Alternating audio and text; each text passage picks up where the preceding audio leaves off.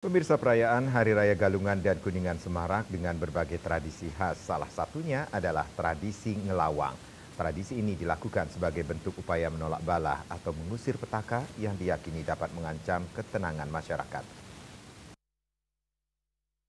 Galungan sendiri dirayakan untuk memperingati kemenangan Dharma atau kebaikan melawan adharma atau kejahatan. Tradisi ngelawang yang bertujuan menetralisir energi negatif selaras dengan makna mendalam dari Hari Raya Galungan.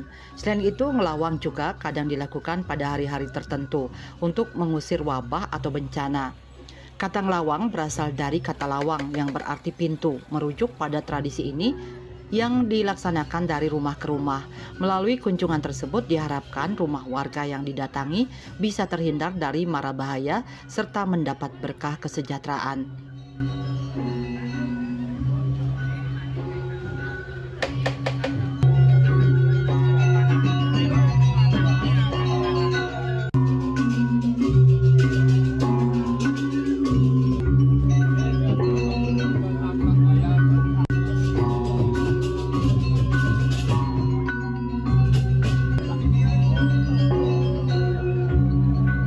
Tradisi ngelawang dilakukan secara berkelompok, biasanya oleh 8 hingga 15 anak-anak dan remaja.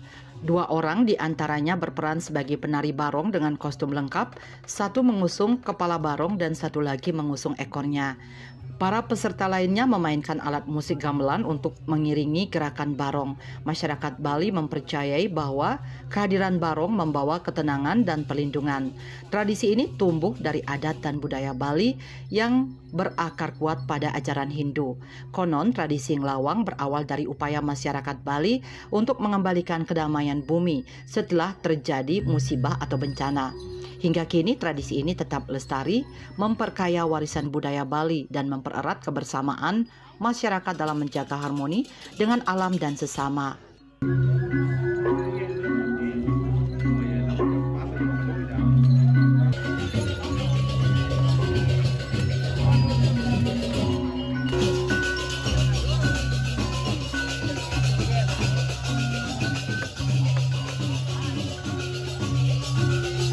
Pementasan ngelawang tak hanya menjadi sarana ritual tetapi juga menjadi sumber sukacita terutama bagi anak-anak yang terlibat dalam pertunjukan maupun yang menontonnya.